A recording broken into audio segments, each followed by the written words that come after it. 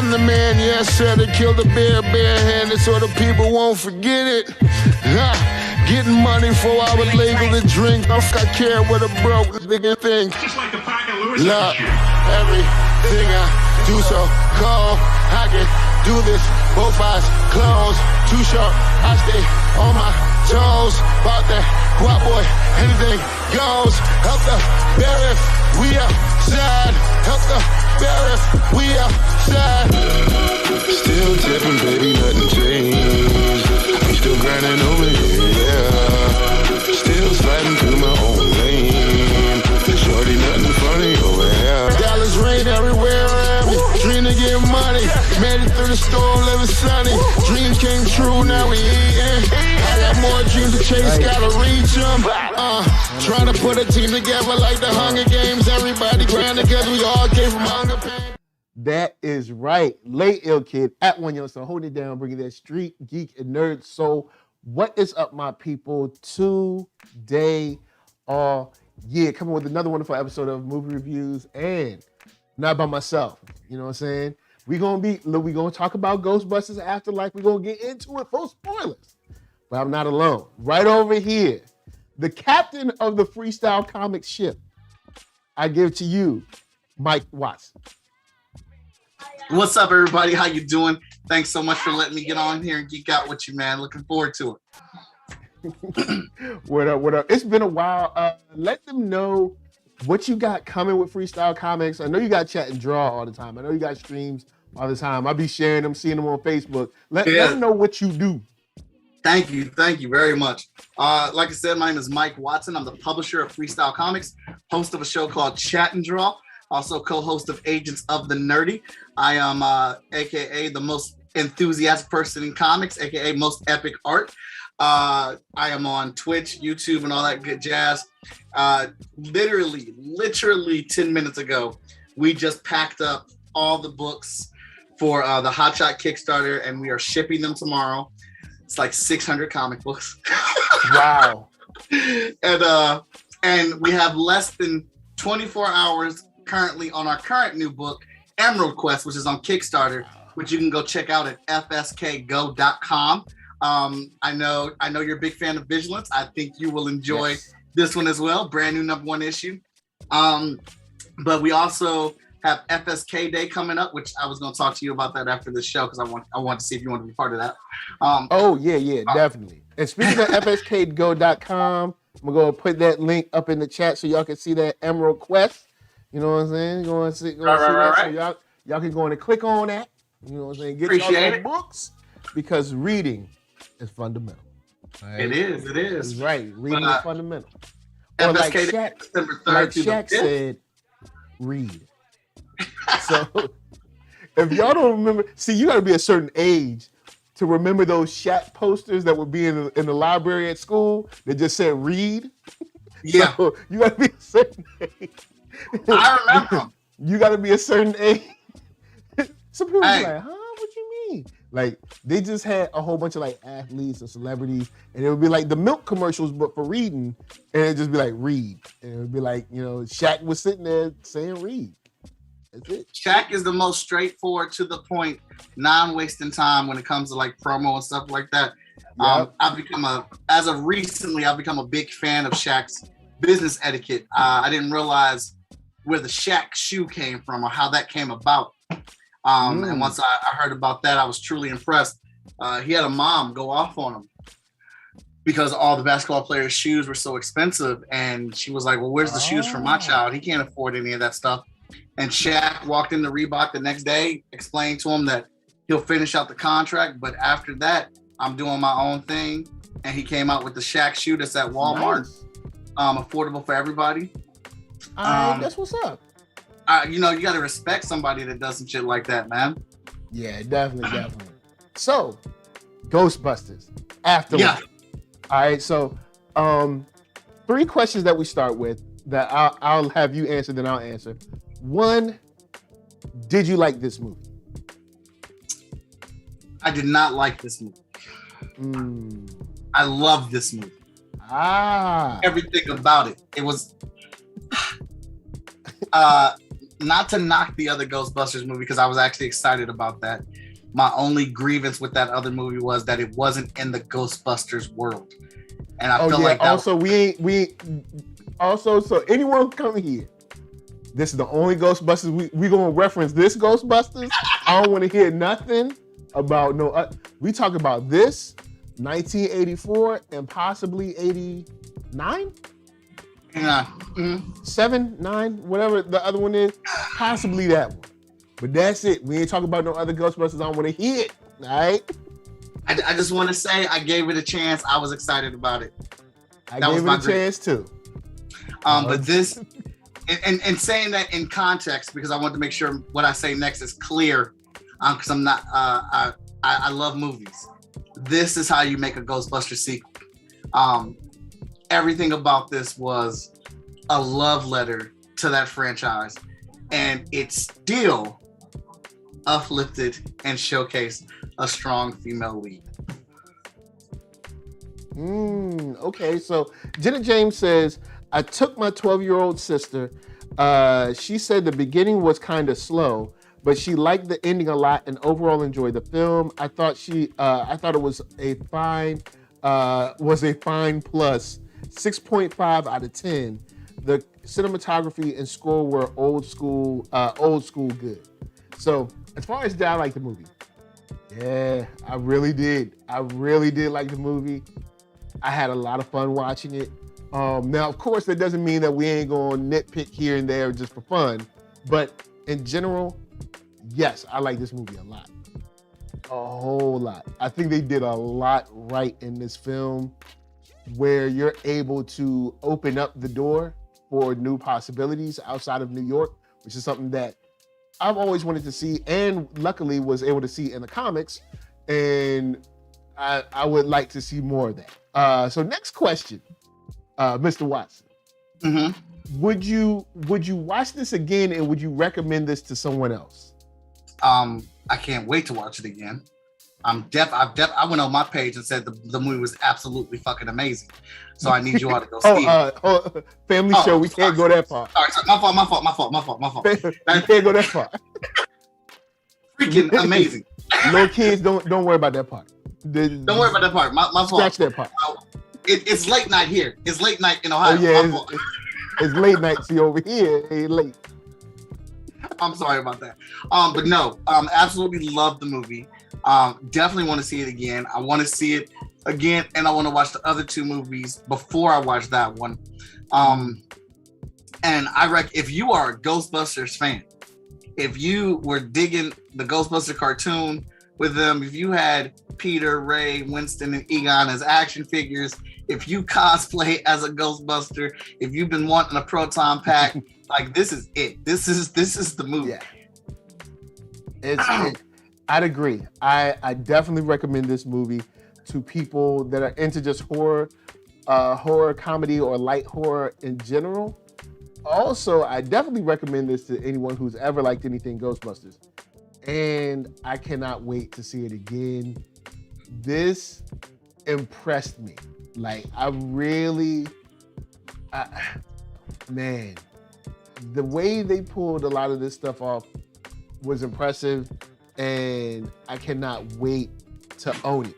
Like if Fandango had emailed me and said, "Hey, saw you like the movie. I mean, saw you finish watching the movie. You know, would you like to own it on digital right now? Put it right in your account." I'd be like, "Yes, here's some money." Dude, so I haven't bought which a is something that I DVD said that Fandango and like companies like that, Sony or whatever, should have done a long time ago. Like the second you leave the theater, like if you hype on it, go in and get that point of purchase sale. You know, go in and get that go in and get that sale right off top. Be like, yo, did you love this? For $10 more, you can have it digital. I haven't bought a DVD or Blu-ray in years since I've been doing the streaming service thing, but I'm absolutely getting the Blu-ray like collector's edition with all three of these movies put together. It was instant in my head that I was going to get that. There was just, man, there's so many good moments in it, and it got so emotional at the end. Did not see that coming. Like, oh, they did that, and they did it in a respectful way. There was just like, dude, if you want to know how to make a damn dang sequel, like this is it. This is how you make a sequel to something. When I say it's a love letter, it is a love letter. Like they watched those other two films, they lived and breathed them, and they really continued. The story was more important than who was cast in the film, and that matters. And I don't think a lot of studios or companies take stock in that because it's always get a name. But the story was first. This movie doesn't have a lot of names. I mean, it does. Paul Rudd is definitely popular. But after Paul Rudd, it's mostly like, hey, we're bringing back the older cast, and that's kind of it. And, this is a perfect example of kind of ZSB Lou touches on it about the 2016 film being female-led, which I won't reference again. I know, guys, I get it. I'm trying to leave that film alone because I know there's people got emotions or whatever.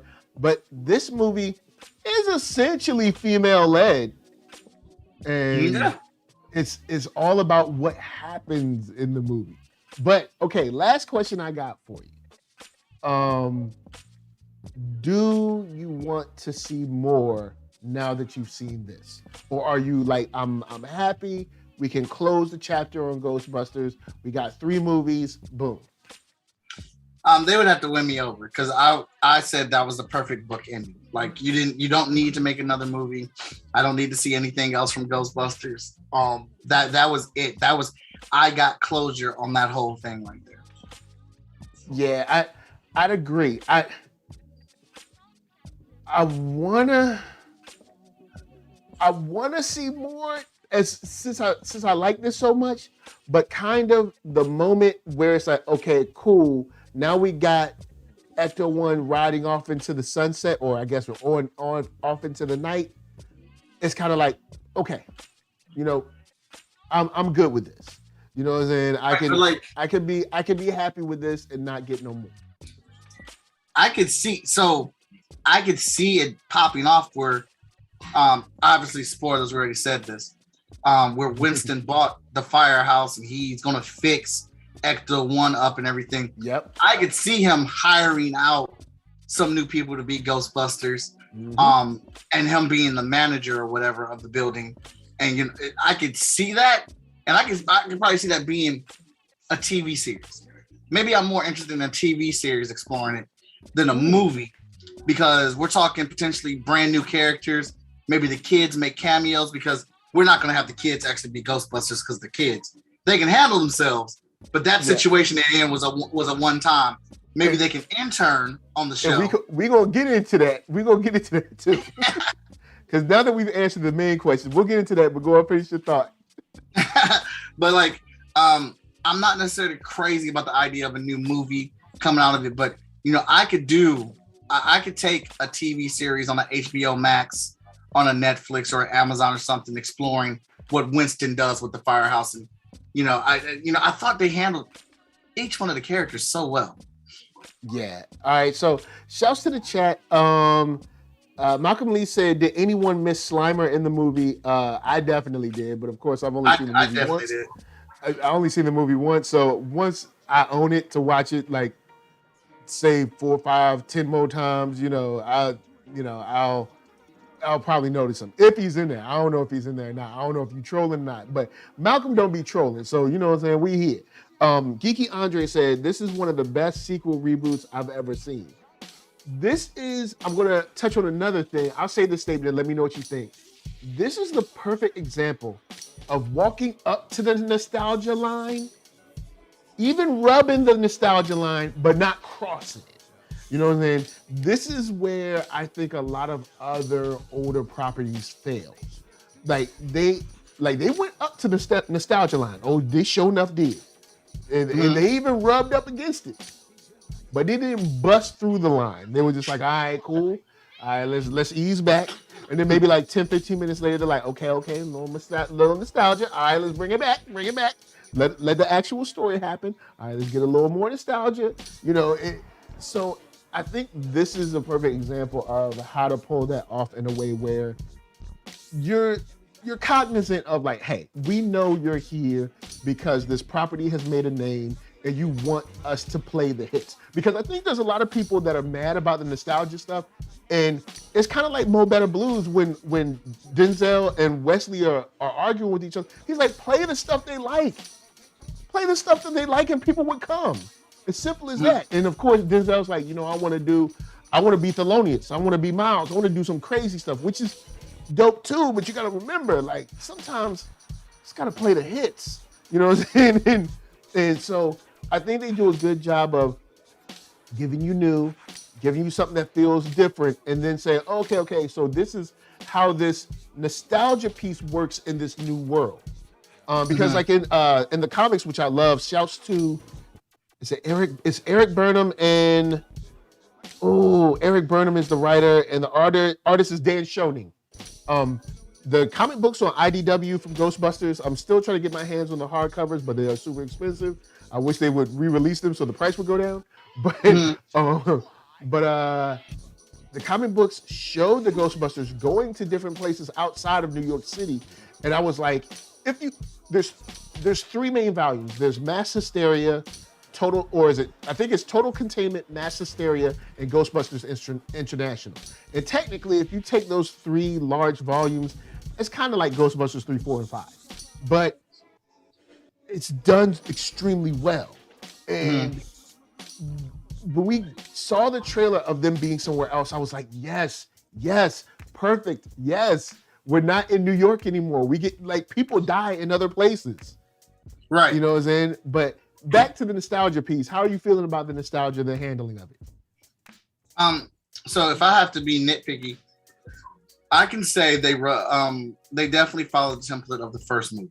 There was definitely tones that were followed from the first film. But that's if I got to be nitpicky. Other than that, no. I thought it was dope. I loved all the callbacks. I love the anticipation of seeing Ecto 1 revealed. I couldn't wait for her to find the proton pack, and then watching her like immediately be able to start working and tinkering on it. I thought the guidance that was provided by Egon was it was an incredible touch without showing him. Even though that's a nitpick that I have, but I'll let that slide for now. We'll get into that later. But and they took it. They, like you said, they rubbed up against it, and then they put their spin on it. The Stay Puft Marshmallow minis, hilarious. Yeah. And and let's be honest, we know that's done for toys, but let's be honest, I'm probably gonna pick them up too. Like I'll be like, they only did this for toys. It worked. I'm probably gonna get a couple just to have like sitting around the desk.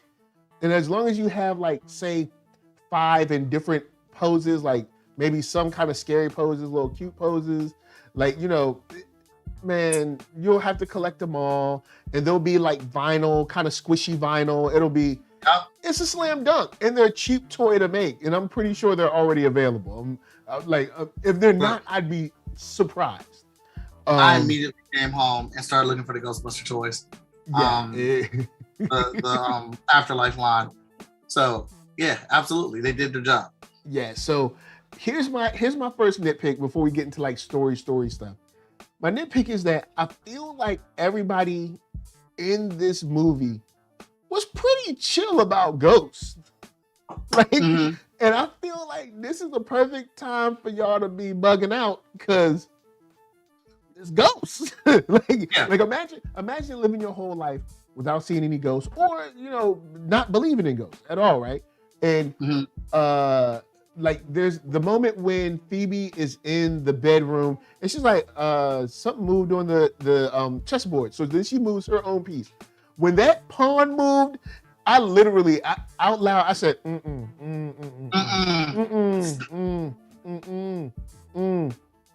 Yeah. Not in this house where Jesus is the master. No, Lord. And then she moved another piece, and now we know it's Egon, her grandfather, but she moved another piece, and Egon said, get that piece off the board. He's like, you thought you were going to make that move? You thought that move going to work on me? Now, once he knocked that piece flying off, nah, bruh, house meeting. House meeting. We gotta move, y'all. Sorry. There's no way we gotta go. There's no way I would have been as calm as she was in that situation. Yo, she was but that's me. I know I would freak out through all that stuff. I would have moved the first piece just to make sure I wasn't crazy. But that first one, I'm out. Yeah. Nope. We got to go. Once that other piece moved in front of my face, and so she's not the only one that trips because she goes down the little fire pole and like the lights are moving around and stuff. And she just casually says, like, I think I met my grandfather last night. Like, I'm like, wow, that's casual. But okay, let's let Phoebe go because we know Phoebe is like her granddad, all right? So granddaddy, she like him. But what about podcasts? What about her brother? I can't think of her brother's name now. Finn. What about the kind of like love interest girl? Like none of these people are like really tripping. Like you got Mr. Gruperson. Mr. Gruperson is kind of tripping, but well, he's all about it though. So there was a casual coolness about it. I took podcasts. Podcast has been waiting to see stuff like this his whole life. He does a murder mystery. He does, a mystery into the darkness podcast type of thing. So he's all about it. Trevor flipped out when he first saw it, but then I think when it was explained to him that your granddad's a Ghostbuster. We have Ghostbusting in our blood, and he was whipping that truck, man. That car, he was whipping it. For someone who failed the drive test 3 times, your boy was like handles. Yo, boy was driving, and I ain't going front. There was I got so excited about the story when he hits the gas and we see the speed go up to like 80 and heading to 100. I was like, I even said out loud, I didn't scream it, but I said it out loud to myself. I was like, come on, Betty. I was like my granddad would like, if it was time to speed up that pickup, he'd be like, come on, Betty. That's it. Because that old truck can't do all them things. Press down. Like he pressed down on it. I was like, come on, Betty. Come on, you can do it. You I know you got a little something in you. You're old, but you still got it. Yeah. So I just thought it was great when he that shot when the hood goes down and there's all that room for him just to drive. Yeah. And like without hesitation, he saw it and he just gunned it. And until he saw that ditch and was like, uh-oh. Right. But that just looked like so much fun. It almost looked like Egon was lining up a lot of things for them, putting them in the right places to make stuff happen too. Yeah, because I think Egon was like, all right, look, I'm gone, but at least I'm still here to kind of like lead these kids toward this because like I'm not here no more. Even though I'll get into my issues with how that happened, but it was nice that he kind of left them the breadcrumbs of this. Now, I did want to bring in, let's see, what is it? ZSB Lou comes through, and he says, what is it? Wow, ZSB Lou. All right, so ZSB Lou has a long comment. Says, as a massive GB fan as a kid, I can say that this movie is pretty much the sequel I've been needing. Perfectly handled in the wake of Harold's passing and an absolutely brilliant adventure. I was worried it would be a simple retelling of the first movie, and I was pleasantly surprised by how they managed to both honor the original while letting this one almost finish that story in a very satisfying way. Yes, and I want to touch on that right now. A lot of people are saying, oh, well, this movie just replayed the first one. I'm like, no, this movie is finishing the business of the first movie. Mm-hmm. They thought they fixed it, and it was just a Band-Aid. Yeah. Egon found out, oh, we just put a Band-Aid on this. This isn't really done. So this movie is actually finishing all of the business of the first film. You know what I'm saying? Right. So it's not particularly a retelling. It's like them going and finally stomping the threat out. Yes. Which is something I dig. Then goes on to finish saying, ZSB Lou says, so here's my newly revamped take on the critics as of late. I used to be of this mindset. If this movie that I've already decided that I'm going to see, like the Transformers movies, being a hardcore Transformers fan since childhood, and every Marvel movie they crank out, then I don't give two poops about what the critics say. I'm going to see it in the theaters pre-pandemic. Nowadays, that's not an option anymore with two little unvaccinated siblings. And then if I were on the fence about a movie or didn't know anything about it, I would look to the critics. My girl and I used to go see movies almost every weekend pre-pandemic. But now the times have changed so significantly since before the pandemic.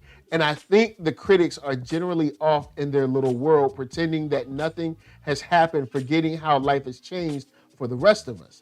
There is a reason why GBA has an audience score of 96% as of the time of this post. Maybe because a lot of us want that nostalgia. We want to be reminded of the times when things were less complicated and movies were simply fun and didn't have to live up to an art house standard kind of grilled cheese sandwich and some tomato soup on a cold, rainy afternoon.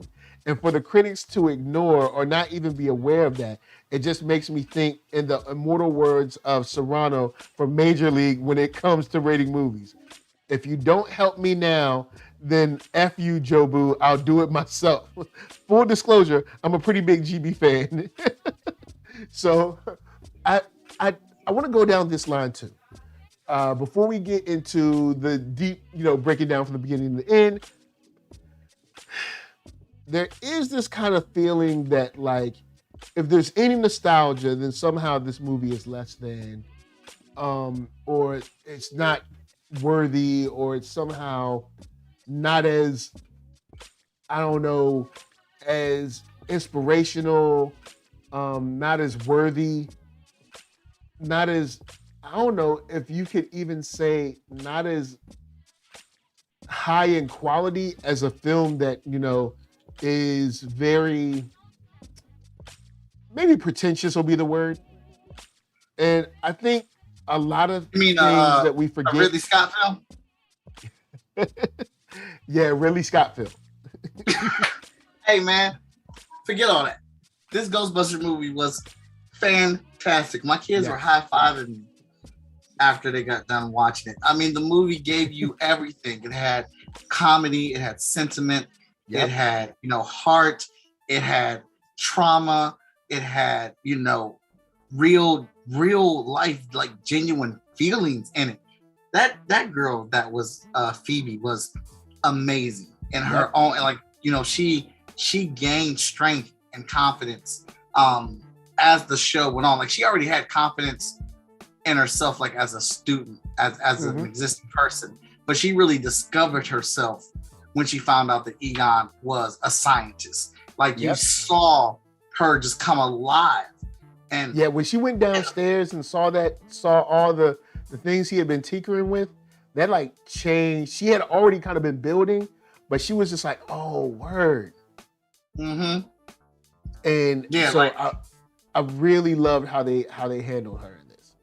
I love how they handle, like, the scene where she's crying and like she's holding it back because at the end of the day, she still got to respect her mom. She still got to do what her mom said. Is saying whatever. You can see all that, like the anger, the rage, but you're still my mom, so I can't go in the way I when want to. When she picked up that that proton, when she was like she was like, no. It was like, Nino. Yeah, I love that because again, like you say one more thing about my grandfather. Say one more thing about the person who I just found out gave up everything to save all of us. Yeah, gave up everything. So, I want to go before we go to the grandpa, the dirt farmer. Let's go in and start with Grandpa, the dirt farmer that we see at the beginning of the movie. This opening was well done. Yes, it was. Because you start out with full action. Well, maybe not action, more maybe suspense. Suspense. You start out with the suspense, see him running. We kind of figure who it is that's running, driving, trying to get away from something. Mm-hmm. And then, we see him hold out the trap. And we're like, okay, like we know there's something in the trap. We don't get it, but now we know that it was kind of like a stalemate. Like, look, hey, I got what you need, so don't make me go on back in your cage. Right. Going back in your cage like I told you. I absolutely thought that they handled that very well, how they covered up his face in shadow, the way it happened at night, like the faraway scenes where you get to see the proton packs doing their thing in the sky. Like I thought that was set up really well. Like I even like whispered over to my wife, I was like, this is how you do that and still pay respect to a person who's passed away. Like that's great. Yeah. It was handled in a way where they definitely let you know, okay, strap in, we're getting ready to go. And replaying kind of how Dana was taken was pretty cool. And was probably even more kind of like thrilling in that moment because like this dude is by himself. There ain't nobody else there. And Egon was like a G. He was just like, go and do what you gonna do. Like, right. I was like, hold up. I was like, I know Egon I know he was about that life, but your boy was a stone cold killer in this movie. Like, he was there for it. Yeah. Basically, if the world had to be saved by me in that moment, doing what Egon did, we'd be dead now. Yeah, because I don't know. Because I probably still would have been trying to figure out a way to make it out without, of course, being killed. Like not saying that I would have just been like, all right, y'all, too bad. You know what I'm saying? I don't care nothing about y'all. Like, I mean, obviously I care because I set up the proton packs to be, like sentry guns and stuff and like all that. I did all that, but you know what I'm saying? I want to live. I won't be dead. But after he dies, he's like, you know what? I can still be useful. You know what? Actually, or after he died, he's like, you've made me more powerful. You've made me more powerful. He absolutely did. Absolutely. So I really love how they handled that in the beginning. And on to kind of like the meat of the story, Somerville seems like a real place. It seems like any state that you guys live in, there's those like small towns that you might drive through to get to the next big city. Somerville seems lived in. It seems like one of those like, okay, you have like the town square area and the rest is a whole bunch of like farmers and kind of like recluse people. And it's the town that like industry forgot. Like it's the small town that used to be like in Virginia. We have a lot of towns where there used to be like peanut factories and like mills and stuff. And it just time moved on and industries moved on and now it's not handled like that. And those huge factories are just empty. Like nobody's really done anything with them. They're still standing. They're just empty.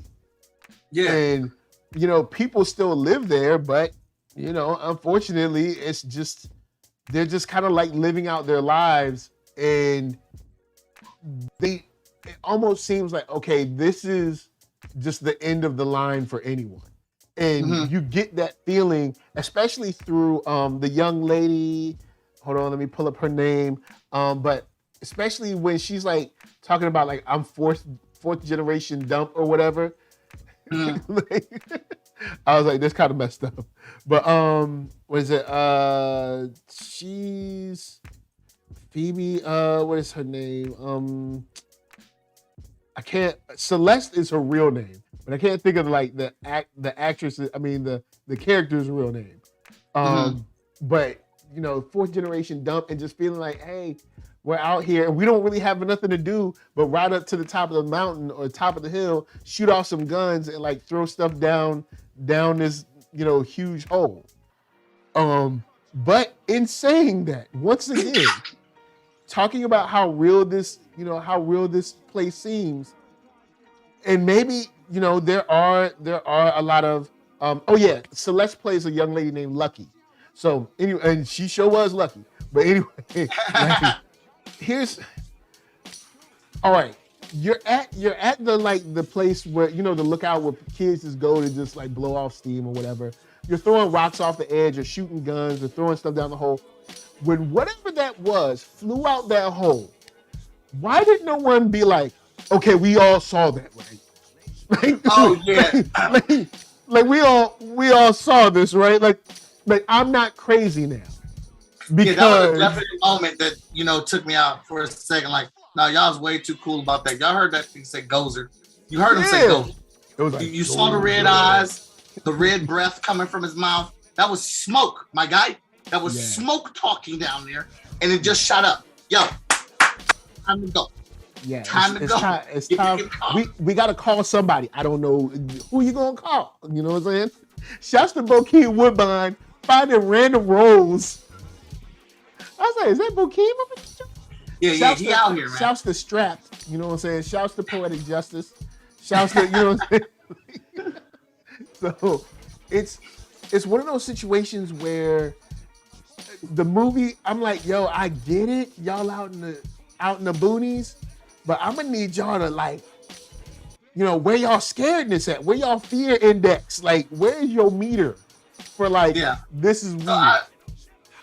I would say, that's something that is an issue with the movie. People are too comfortable with it, unless this town has a history of that kind of thing happening over and over again, which would make sense because I love the tie-in to this movie, to the first one, that the metal and ore was dug up here in this town to build the building in the first one. So unless, you know, the spooks are normal in this community, which they didn't establish that. Yeah, they didn't establish. Everyone is too casually comfortable with the ghost ID. And let me put y'all on game. All right. So of course y'all know about NERDSoulite. He's a little guy. He got toys. I got up in the middle of the night to get my drink on, right? Get my drinky drink on. So one of his toys were left on. All right, it's middle of the night. One of his toys were left on. But it like only, you know, like every 10 minutes or whatever, it'll make a noise because it's still on. I'm at the refrigerator getting something to drink. I turn around and that thing starts talking. Swear to God, I was about to throw that thing away immediately. At like 3 a.m, that thing was about to go in the trash. Until I talked to my wife, she was like, "Oh no, you got to turn it off." And I was like, "All right, but if that thing make another sound, it's gone. It's gone. Because I don't play. I don't play in my house. Right? Hey, look, I was about to anoint that toy. Don't play with me. Hey, right? Don't you play with me. I'll raise you one. I keep a sword by my art desk right here because I'm normally like working in my studio and everybody's gone a lot. I keep a sword by the bed and I keep a sword by the front door. I'm not playing out here, man. Yo. Anytime I hear something, I grab it and I look, but I ain't about to go investigate nothing. Look, what y'all doing? You know what I'm saying? Hey, if anything, you gonna come to me. I'm not coming to you. Like, look, so I do like the town seems lived in. my biggest quarrel, and we'll talk about this some more, is like people just say they like whatever. Like, okay, we get to the Walmart scene. Paul Rudd done went out with Ma Dukes. And matter of fact, let me call her what she really is. What's her real Callie. So, they went out on their date. He going out to get some Jamocha. All right. So, all right. You hear a woman scream in the background. All right. And when he walks through, there's people in Walmart just walking around buying things, browsing, whatever. You hear a woman scream, and it's not like a scream like, oh, snap, how's everybody doing? No, it's a scream like danger. Yeah. He does nothing. Like, I mean, look, white people, if y'all in the chat, let me know. Like, is it just like y'all don't be tripping when like danger happens? Do y'all just be like, oh, shit, hey, look, I'm all right. Look, she's screaming, not me. Like, maybe that was it. Like, oh, I'm good. All right. Yo, because if I heard a scream like that, I'd be like, hold, what's going on? And then, so. Like, I'm looking for the exit. I'm looking to make sure my way is clear. If I got to break and run. Thank you. Like, so further keeps going around, sees the Marshmallow Man, right? When he sees the first one going out, the initial check should have been like, 1, am I high? No, cool. Then if I'm not high and I'm seeing this, it's time to go. Now, it finally did kick in when he saw the terror dog, but that was way too late. Look, I would have put down the Jamocha immediately.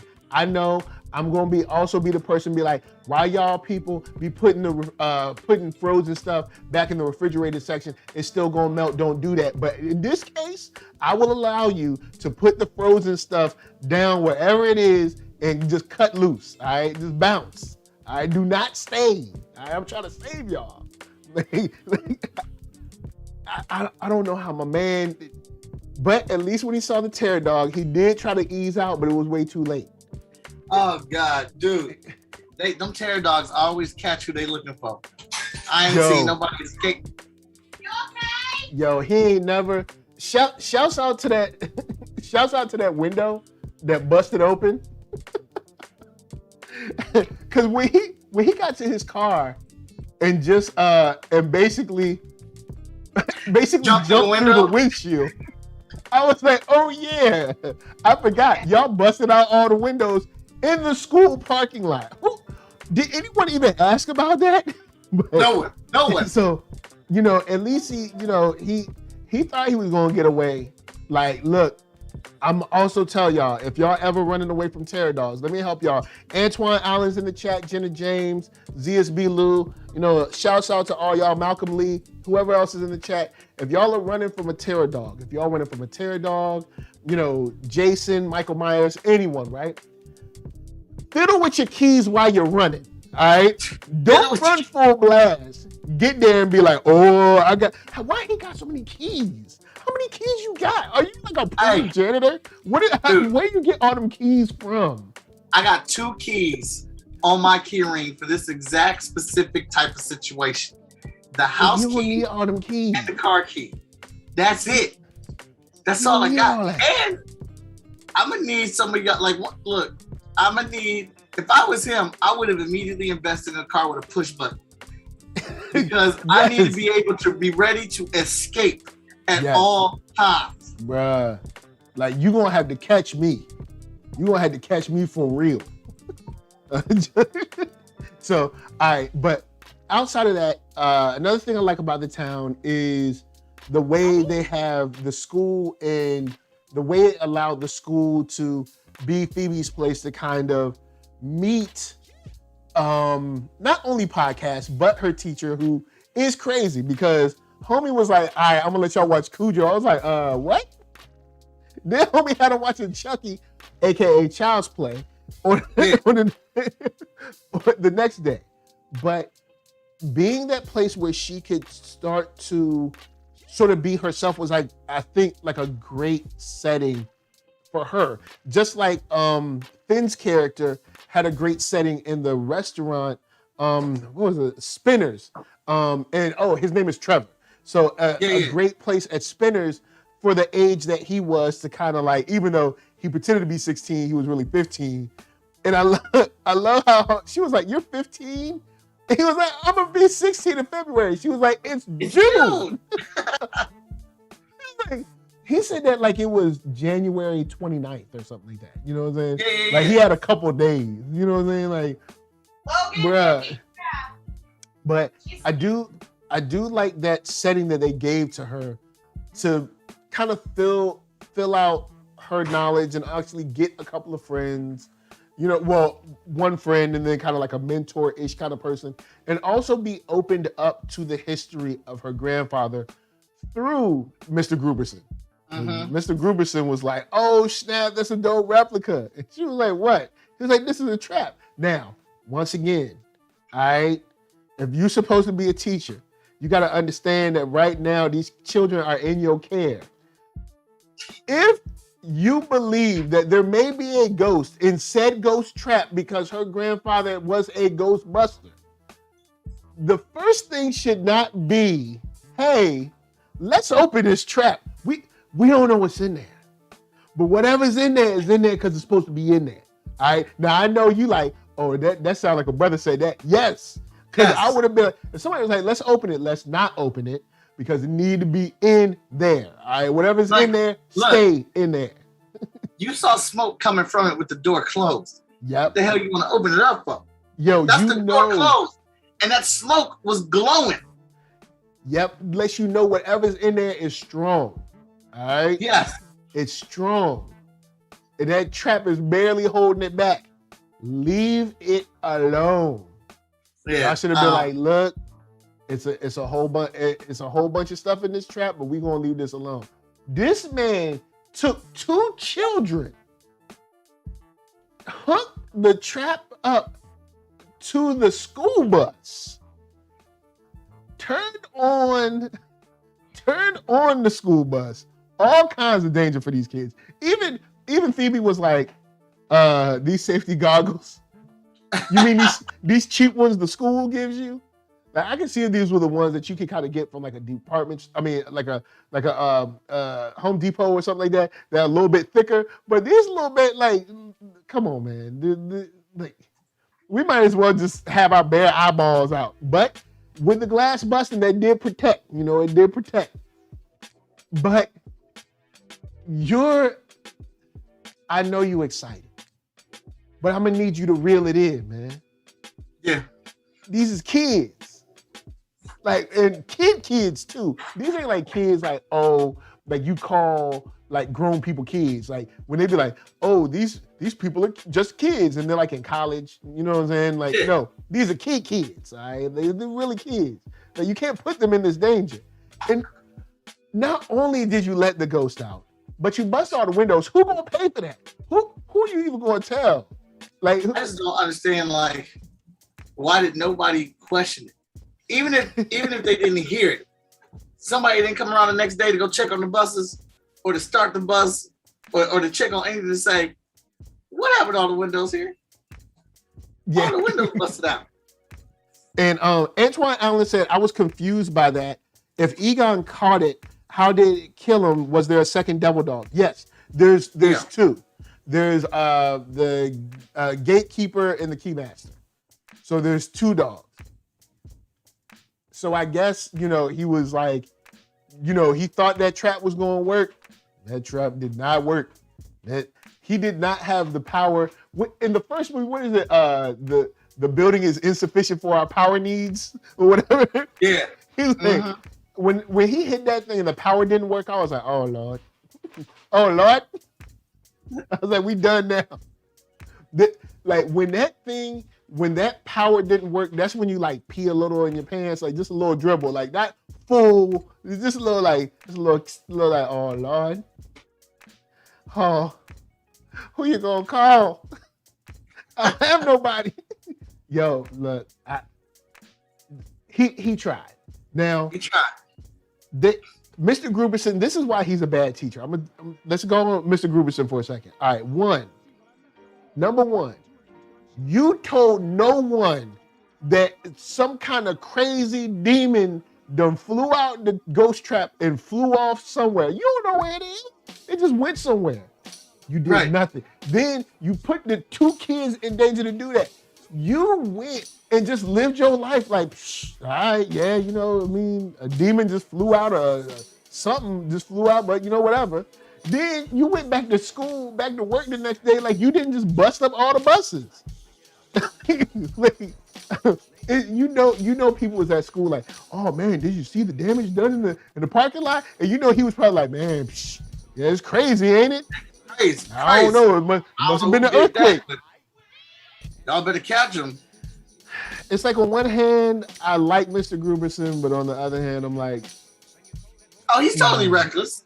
He's totally irresponsible. You made things much worse. But they established that when that man played a Chucky and Cucho video for Summer Clubs. They put that down right there. He put the video on. Not only did he put the video on, he left them in the classroom watching me by themselves to go work on his what he wanted to work on.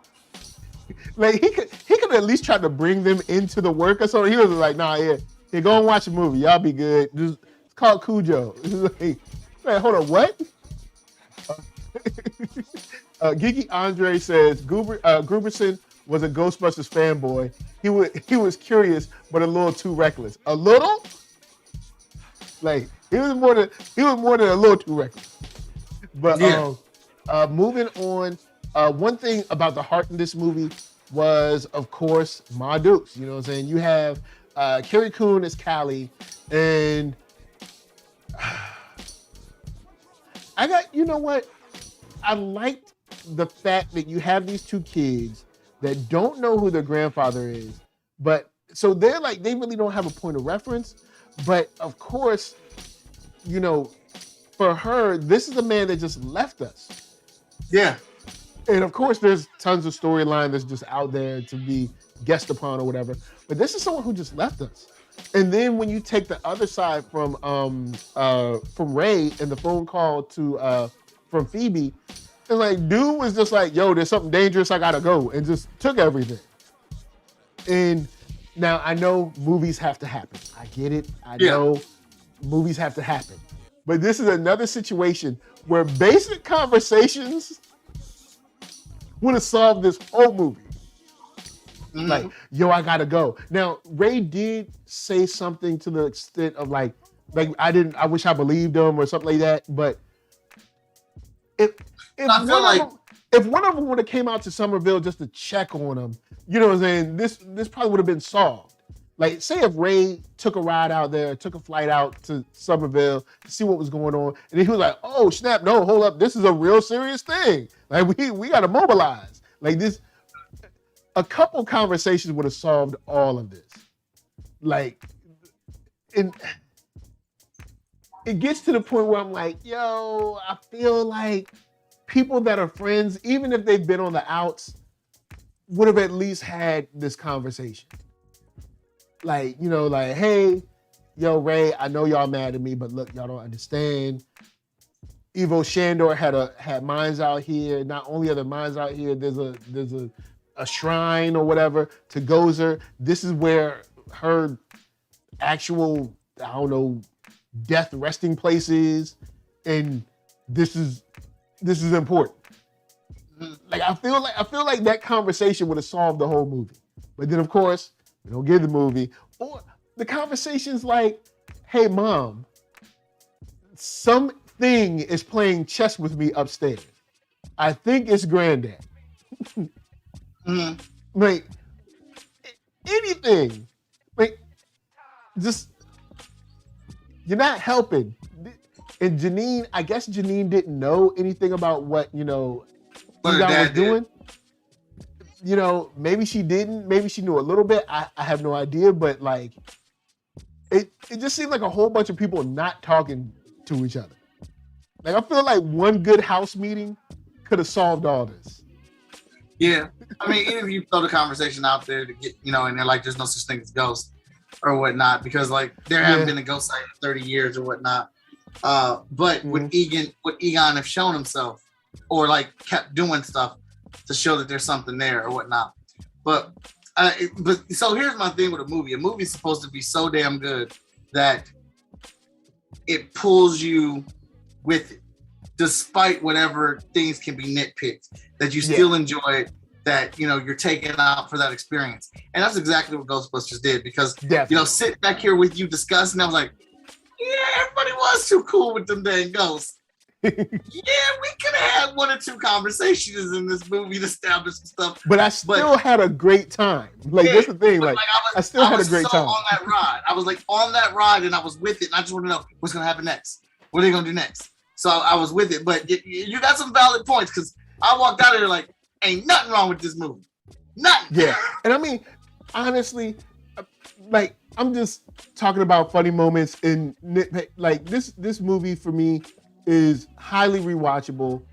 I recommend it to anyone who's even interested in horror, comedy, and definitely Ghostbusters. So this is me just playing around, because there's a lot of people that have a problem with the ending, and the ending is kind of what I would have wanted from Star Wars. And okay, so let's talk about the ending, because we talked about Somerville and talked about the beginning. And I do like how they've kind of how they went along. I like that the new Slimer, aka Muncher. I like how Muncher was. I like how fast Muncher was. I was like, oh, Muncher got some speed to him. Muncher got some get up and go. But in the end of this, you got that nostalgic bomb that you needed, and along with closure and heartfelt condolences for the loss of the real cast member. I would have loved in Star Wars in Episode 7. There's a moment between Rey and Kylo Ren where she has the lightsaber, and he says, "That's mine." And then there's a moment later on after they're fighting a little bit, and there's a moment later where they're both reaching out for the where he's reaching out for the lightsaber, and it flies past him to Rey, and she grabs it, and it's like, that's her moment. And don't get me wrong, I know this kind of changes the dichotomy of the story a little bit, but I would have loved if that lightsaber flew into Luke's hands and he ignited it and he said, "This is mine." And that would have been it. That would have been it. The theater would have went crazy. That would have been it. Because he's like, "That's mine," and blah, blah, blah. If he would have ignited that thing and said, "This is mine." And see, that's what we got in Ghostbusters. In Ghostbusters, you hear the line about the flat top, and it's like, oh, yes, sir. It's like, hey, yes. And I know people might be like, well, where'd they come from? It's like, well, he was on the phone with Egon's granddaughter, and she was talking about these situations happening, and then the phone line dropped. Yeah. So to him, he's like, oh, somebody might have got her. She could be dead right now. You know what I'm saying? So of course he mobilizes the troops, because if you're talking to someone and they're like, hey, look, he's been looking up this stuff. There's some weird stuff about Gozer. There's ghosts around. We caught one, and this, that, and the third. It's crazy now. The cops are involved and everything. And then all of a sudden you hear click. It's like, yo, Winston, we gotta go. And then Winston's like, all right, well, let's get Ray. I mean, sorry, not Ray. Let's get Pete. Pete. Yo, man, we gotta go. Egon's dead. He's dead? What? And then, you know what I'm saying? That's why they got there the way they got there, because it's like, not only is it an emergency, but our boy, who, even though we had beef with, it's kind of one of those things where we were just angry at him and not speaking, but we didn't want him dead. And so he's dead. Now his granddaughter's in danger. We got to mobilize. So I didn't really have a problem with that moment, because I'm like, it makes sense. Like, I would have done something similar. I'd have been like, yo, hold something, especially when you try to call back and ain't nobody answering. It's like, all right, no, we gotta go. We gotta squad up. Like that, I automatically assume once that phone got disconnected and he knew that was her granddaughter and she's talking about that stuff, Ray put the call out. Like, let's go, we gotta get here, we gotta help. Like, sometimes people that complain about stuff, it's like you're just looking for stuff to complain about at this point. Some things do have to be left up to us to connect the dots. That's context clues. Ray's whole tone changed when he realized when she said I'm his granddaughter, his whole tone changed. Like, oh, let me go see what's going on. Yeah, man. Yeah, and Geeky Andre said this whole movie happened in a few weeks. I feel like this movie happened in 1 week. I think because they said that Egon died last week. They went to the house to collect all the things. I think this movie happened in the span of like 1 week, 2 at most, maybe. Like, so it might not even be a few weeks. This movie might have happened in the span of like 10 days. So it went quick, and I can see the squad being like, yo, we got to do what we got to do. We got to get, we got to get down there. You know what I'm saying? Especially it wasn't like they got there the same day. A few days definitely passed. Yeah. Before the stuff hit the fan. Yeah, definitely. Like, it's because they hung up. She went. Yeah, it was probably like 2 days or so before the big, of course, swirling cloud. That I know people want to talk about the swirling cloud too. But look, hey, when it comes to swirling clouds, all right, GB, they're allowed to do it. They was doing it back in the days, all right. 1984, they had the cloud, all right. There was a complaint about the swirling cloud. Because some people have been like, oh, there's always a swirling cloud. But I'm like, but hold up. Ghostbusters, they started this gangster-ish. All right? This the thing they get? You know what I'm saying? Absolutely. But I love how they brought the end together. Seeing that moment of Winston being with the car, being with Ecto-1, the lines, even from Pete being like, "Oh, she remembers us," and also seeing the update of the streams and the update of how ghosts respond to the streams. There's subtle things in here that work extremely well.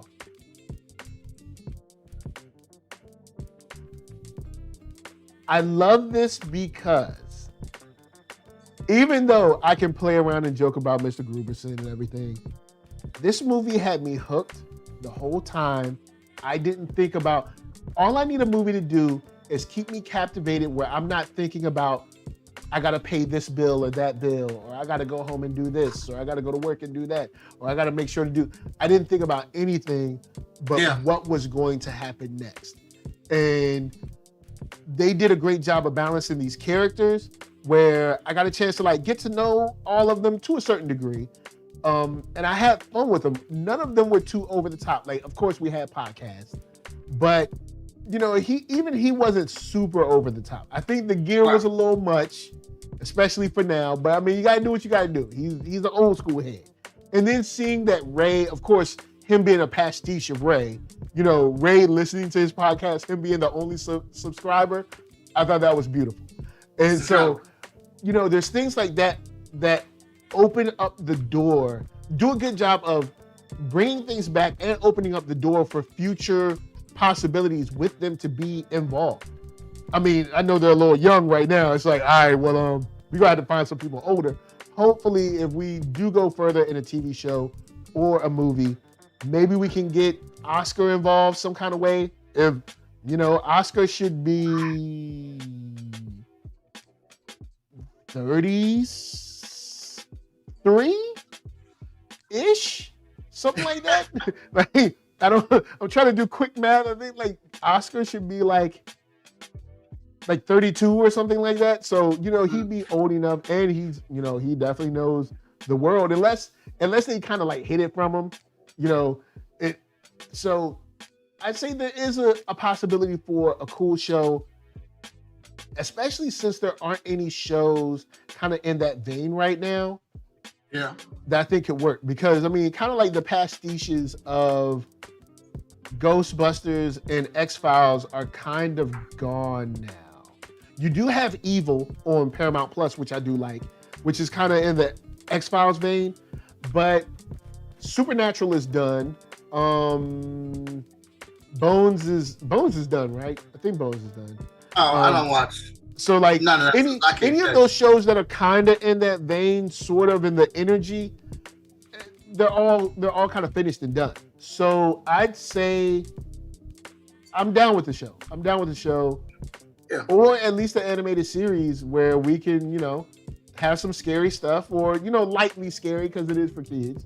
But, or, maybe do it like the new, what I call the new Star Wars now. Star Trek, where you got Picard, you got Discovery, you got Picard, you got Strange New Worlds coming, you got Section 31 show coming, you got Star Trek Prodigy and Lower Deck. So, Sony, look, you ain't got too many large properties that you own outright on your own. You know what I'm saying? Like, I know you got Spider-Man, but Ghostbusters is looking good now.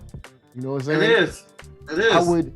I would definitely be schmoozing with Jason right now, being like, please, what do you want to do? Do you want to do another movie? Did you want to do a short film? Maybe, because in the digital space, you could do like 5 shorts and release them like 2 years from now as like the lost files of Ghostbusters, when they went on their trip to Chicago to solve something.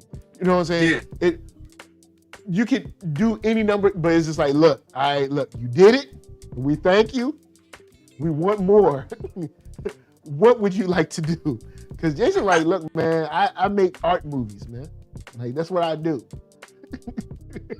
So with this, I'm excited about what's coming next. If there's anything coming next, but if there's nothing coming next, I think this movie provides great closure, especially with the way they ended it with Egon. And then him not saying a word, I think that was even more powerful, because I'm pretty sure there's a cut where he says something, but him not saying anything and just kind of giving the look to the guys, and then with his, of course, with his granddaughter, and then with his daughter at the end, and then just kind of like, kind of passing on to the next, the next realm or whatever you want to call it, the energies, the universe, whatever. I thought the ending was beautiful, man, for real. Yeah, like I'm glad he didn't say. I'm glad he didn't say anything. I didn't really want him to. It was just powerful to see him come and add that support for his granddaughter. For them to see him, it was very well done. And I was like, when I saw his hand come out, I was like, yep, yeah, and that. But like, I was talking, and I was like, so I'm gonna shout out how they use that Gohan Father Kamehameha wave on that stream, combined with that Harry Potter and Voldemort final fight on that Ghost stream. I'm gonna say bravo, get nice little plugs right there. I see what you did. You can't hide it from me, because I was on it. But I loved it though. I loved every minute of it. I love that she got that last shot. I love that she stood up, determined and focused to do it. I like how you said they did new things with how the streams affect Ghost. It was cool because Gozer was able to manipulate it because it wasn't 4 streams. Yep. It was just 3, so she had enough power to break that. So all that lined up, all that made sense, all that was believable. It wasn't like Gozer had new powers. This is the same Gozer. They just got lucky last time, and now they're 3 down. Is one of them down, but she stepped in. I like how the brother, instead of him blasting the ghost, he blasted the machine to power it up. Like she really got to stand with the Ghostbusters, and like it was a true passing of the mantle. Yep, and you got Trevor. Trevor was going to fire at her, and he was like, "Hold up, all right, let me fire here." And it was like everybody worked together. It really was a team effort, and I'm like I said, and the way they shot it was like a perfect send-off, but just in case this makes money. Just in case this makes money, we can do more. Because I do like him being like, yo, we're going to get you back. We're going to get you cleaned up and everything. And then seeing like, Ecto riding off into the night, you kind of knew like the guys are back on their job or somebody's back on their job. Because there might be a funny, grumpy old men style, episode or short film or even movie of them like, okay, we got to find new people, but we still got to operate until these new people are found. And, if you think it was tough getting up them steps when you was young, So, there could be some comedy in something like that, or maybe even a short like Jurassic World did that short of the camp. Those people that went to that camp. Yeah, I love that. There's opportunities like this in the digital space where you don't have to make a full film. I'm definitely down to see where they might go, what they might do now.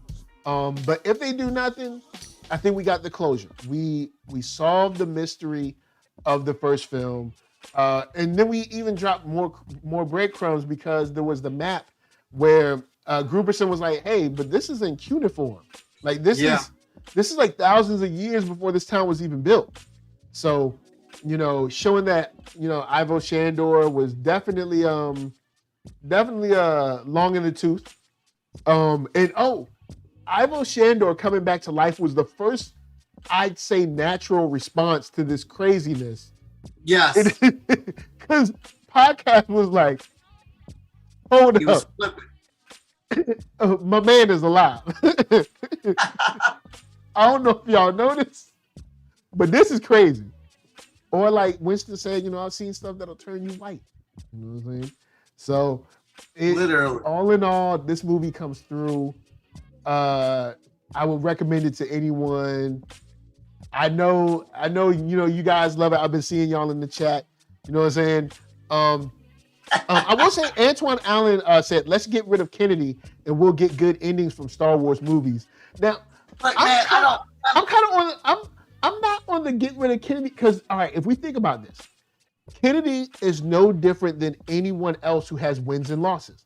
Okay, her movies have been losses, but remember, we also got to give her wins, aka The Mandalorian, aka Clone Wars, aka Rogue Squadron. Like y'all can't be doing that to her. That's a complete imbalance. So we gotta place all that on. Like you can't just. You gotta take the good with the bad. Everything that y'all going crazy about that y'all love in Star Wars right now, Kennedy is responsible for it. And you're gonna say, well, no, that's Jon Favreau. Who signed Jon Favreau? Yeah, who gave hired Jon these Favreau people? Authority? So who told Jon Favreau he can do that? Kennedy did. I think Kennedy is more middle of the road than people will give her credit for. Now she has said some wild stuff and she has said some corny stuff, but as far as the operations go, I think she's somewhere around the middle of the road. She got some hits, she got some misses. Now her misses, they're noticeable. They are noticeable, but she got some hits. The Mandalorian, the last couple seasons of Clone Wars, because she became president. Did she come president like a couple Samurai years? Star Wars cartoon anime? Oh yeah, the Visions. That's all. Obi-Wan Kenobi, Ahsoka. Come on, man. She got more wins than she got losses. She got some wins. It's just that her losses are so big. You know what I'm saying? Because I know these movies are huge. You know what I'm saying? So, it's the losses are huge, but we got to remember she got some wins. I think if we're gonna be honest with her, she's somewhere around the middle, where she's probably batting about 500. That's what I say. She's probably around 500. Where Antoine Allen said her losses are so loud. Yeah, I think that's it. I think it's because her losses are on these huge movies that take like 2-3 years to make. Hundreds of millions of dollars. That kind of thing. There are things that I've turned around on. Like, honestly, the more I've seen Solo, I actually like it now. A bad movie, man. When I first saw Solo, I was not keen on it. And now that I've seen it a couple more times, I like it a lot more. Solo has grown on me. Solo is not a bad movie. I enjoy that actor. There's some really cool characters in there. I love seeing how Solo and Chewbacca met. I love seeing the Kessel Run, finally seeing what that was and why that was such like a thing that he would consistently brag about. Like, to each their own, man. But I think Kennedy's performing more at a 60-40. Mandalorian's huge. Rosario Dawson as Ahsoka is huge. Yeah. Ewan McGregor coming back as Obi-Wan, and we're getting Darth Vader in that series. That's huge. The new season of Clone Wars, which is better than all the other seasons, that's huge. The anime Japanese influenced Star Wars. I mean, come on, guys and gals. In that come on, last Clone Wars, where Ahsoka takes on Darth Maul, and she's like, "Yo, you can't pass me. I know you ain't ready for him." And she handles him with no lightsaber. I think he knocks her lightsaber away. Did she run? No. She stood there like, what you gonna do? And she disarms him. Like, yo, that last season of Clone Wars, yo, they're doing this hotness. Now, look, I'd have to say this, Kathleen Kennedy, I think it's because her losses are big, but if you go down the line, like if you itemize this list, I think she's around 500 where she's like some good and bad. Now her statements though, I understand how those rub people the wrong way. I get it. I think she'd be jumping out the window on some of these statements. I'd be like, reel it in. But you know, I'm like, yo, really, I think you jumping out the window. I think you doing the most. But as far as someone who runs a business, I think she's doing kind of all right. She's doing about half and half, which is, when it comes to someone at that level, that's a plus, because there's so many businesses that we see get run into the ground.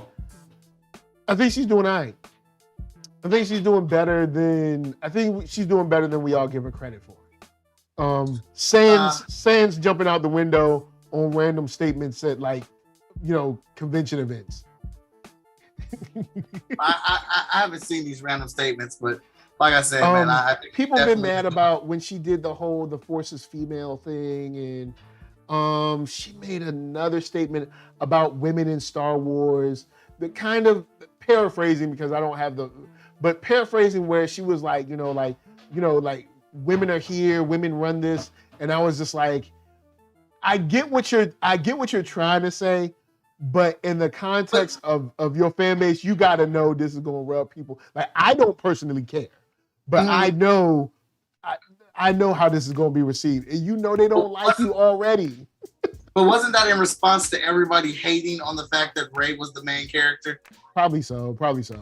Because that's what I think. Because I do remember that comment, and I could be remembering it wrong. And somebody can call me on it if I'm wrong. That's fine. But I remember that being in direct reflection of how everyone was hating on Rey, calling Rey a Mary Sue character. Which, by the way, if Rey's a Mary Sue character, so is Luke Skywalker. Yeah, they both are. Honestly, they both are. That's why you have the Force, so they can be. You could have a series where they learn all of these skills, or you could just say, hey, the Force is the Force. So let it go so we can go and have this story. And I love my boy Luke, but Luke was battling Darth Vader in the second film. And he was kind of holding his own a little bit. Like, he was losing, but he was kind of holding his own off of very little training. Little training, y'all. So I don't want to hear any of that. But again, to each their own. I'm happy with a lot of the Star Wars stuff going on. But I also am not a true purist Star Wars fan. So I'm open to things. I love Rian Johnson's take on Star Wars. I think he did a great job. And I think you can see that he's a fan if you really pay attention to the notes in that movie. Yeah. And see, I've gone back and forth on that one, where there's things that I really love about it, and then there's things where I'm like, I don't know. Like, I get where you're going, and I feel like we can go there, but then I also feel like fan base ain't gonna let you go there, son. See, but listen to what you said. You're open to the interpretation of it, but then your head automatically says the general fan base of Star Wars isn't going to like this, because the general fan base of Star Wars doesn't want their Star Wars to change or evolve. They want Luke to still be that totem pole of a hero, and him just to make the right decisions because they're the right decisions. But Luke has to grow as a character. When he hid, that made perfect sense, because guess what? Luke's family is trash. They're all weak except for Princess Leia. The movies, and y'all are gonna hate me for saying this, but it should have been about Princess Leia. She never falls to the dark side. She's never tempted by anything. Leia remains a strong character the entire time who bathes in the light. But Luke will trip and stub his toe and be like, dark side. Huh? Yeah, but Leia had a good life. She had a nice, easy life. She ain't never had to get power converted. You know what I'm saying? She ain't never had to drink blue milk. No. She did not. One of the biggest issues I had probably with the eighth one, was how he throws the lightsaber.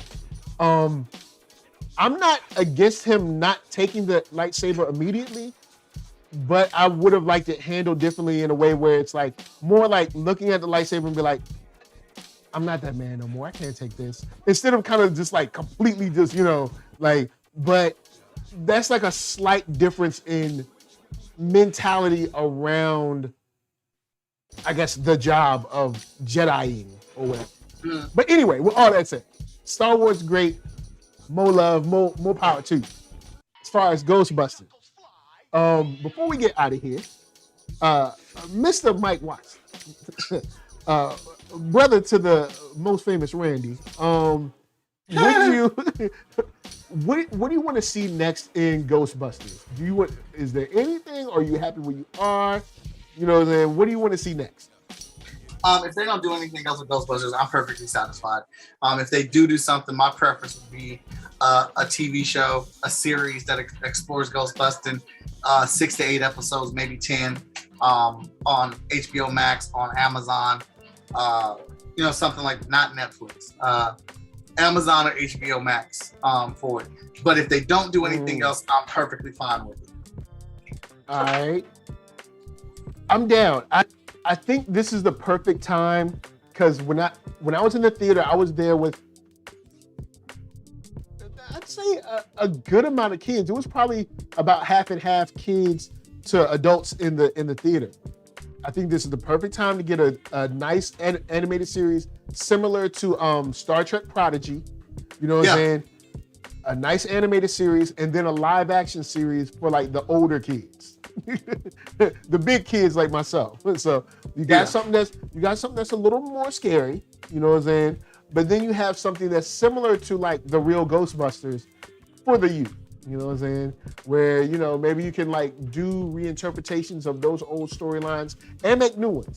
I think that would be dope. You know what I'm saying? And you know what? I don't have one. I didn't get one. Go on and make another Ghostbusters lunchbox. You know what I'm saying? Give me a lunchbox. Man, but yeah, I think that's where I'm at, because this definitely closed the chapter on 1984 and possibly 87, 89, because they didn't really mention 2, which I think is a smart thing. I think they wrote this movie in a way where if you love the second movie can exist. But if you hated it, it's never mentioned. Like they're mad big in that space. They know what they was doing. I was like, y'all smart. Because like I love Ghostbusters too, but I know people that hate it. Yeah. So they left it in a space where it's like it could have happened or it could not have happened, whichever way you prefer. But yeah, I think definitely animated and then a live action. The animated for the youngsters a little scary, just a little touch, a spice of scare, but not crazy. And then for the adults, we can go something like Evil, where you can get a lot more scary. And I think Amazon would be a great place for it. I think Amazon would be a great place. They need it anyway. Amazon could use it and Sony could use it, because Sony has kind of thrown down the idea of having their own streaming service, and I think for good reason. Or, well, no, they struck that deal with Netflix, so I guess it would be on Netflix.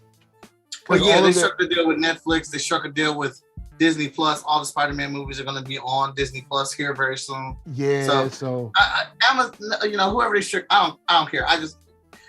I don't need it, but if we do it, I ain't gonna be mad at them. As long as it's done with the same care that movie was done with. That's the thing. Oh man. Shouts out to Malcolm Lee, said podcast had me dying when he peeked out the broken glass. Let's see, Ma Duke had a mini arc. Yeah, she did. She did have like her little arc about, how she felt about, her dad and how it was. And then when she went downstairs and like he showed her like, hey, I always loved, even though, been nice to get a call, but still having that, recognition was cool. And her waking up from being a terror dog, trying to like tell Phoebe everything she heard. She was like, yeah, we know. We're on the run. Like, yeah, we know we're in danger.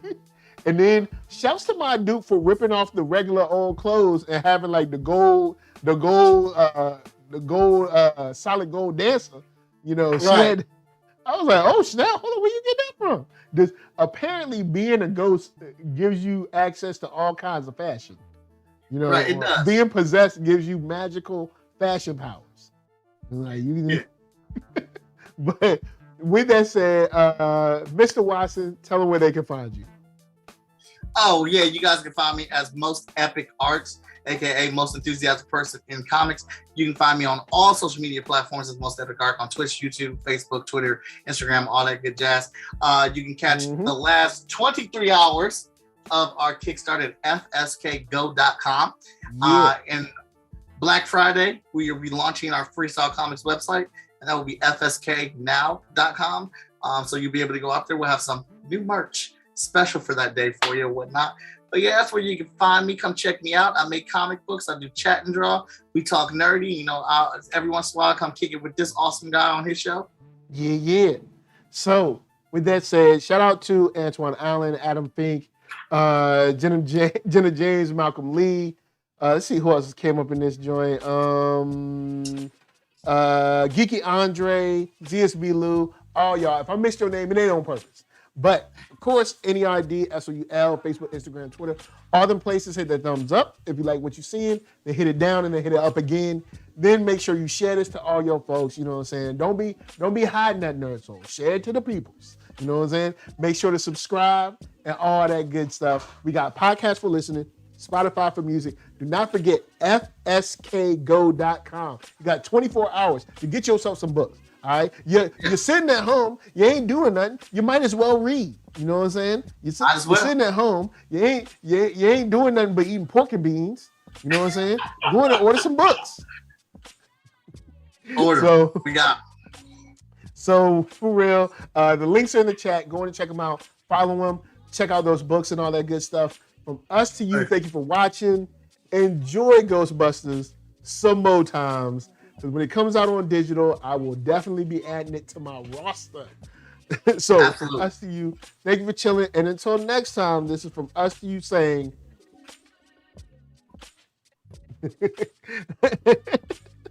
good night.